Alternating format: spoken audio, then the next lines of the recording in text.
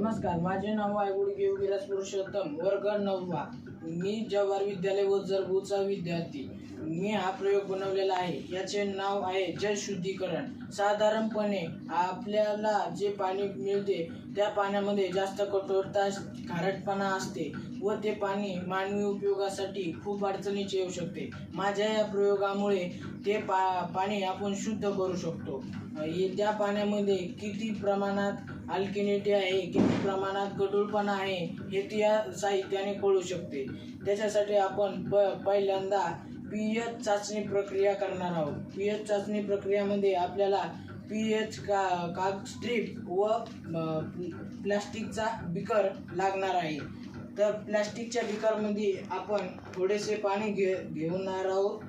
त्यामध्ये आपण pH कागदाचा तुकडा टाकणार आहोत व टाकून थोड्या वेळाने तो बाहेर काढणार आहोत. तर आपल्याला दिसते याचा रंग हिरवट झालेला आहे. तो हिरवट रंग उदासीन असल्यामुळे त्याचा नंबर हा 7 आहे. तो 7 ppm आहे.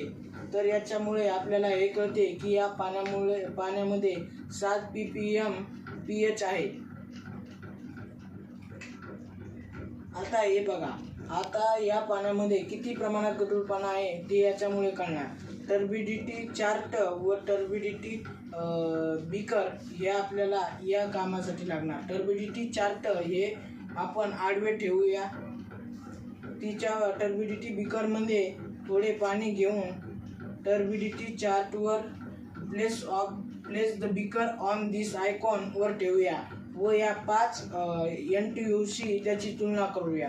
तर याची तुलना केल्यावर या 0 NTU इतके दिसते. तर याच्यामध्ये हे कळते की हे पाणी शुद्ध आहे, कारण की 1 NTU पेक्षा कमी प्रमाणात असले की 1 NTU पेक्षा कमी NTU असल्यावर हे पाणी शुद्ध आहे असे कळते व 5 NTU पेक्षा जास्त NTU असल्यावर हे पाणी अशुद्ध आहे असे कळते. आता आपण या पाण्यामध्ये किती प्रमाणात अल्कलिनिटी आहे ते जाणून घेऊयात.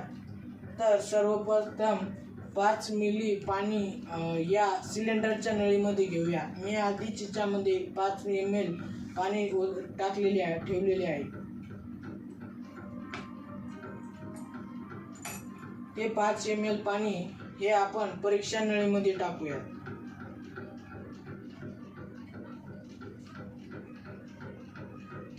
तिच्यात आता आपण याच्यात अल्कलिनिटी रिएजंट याचे 2 थेंब टाकूयात. ते हलवल्यावर त्याला आपल्याला दिसेल त्याचा रंग हा पिवळा झालेला आहे. आता त्यामध्ये आपण अल्कलिनिटी रिएजंट B चे काही थेंब टाकणार आहोत व त्या थेंबाची संख्या मोजणार आहोत.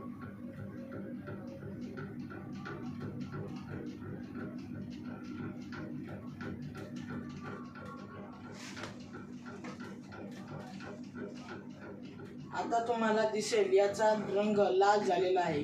मी याच्यामध्ये 25 थेंब अल्कलिनिटी रिएजंट B चे 25 थेंब टाकलेले आहे.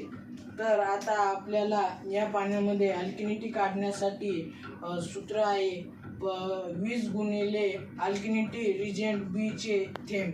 तर याच्यामध्ये अल्कलिनिटी रिएजंट B चे थेंब 25 भरलेले आहे व 25 गुणिले 20 केल्यावर 500 होते. तर याच्यामध्ये अल्कलिनिटीचे प्रमाण हे 500 आहे. धन्यवाद.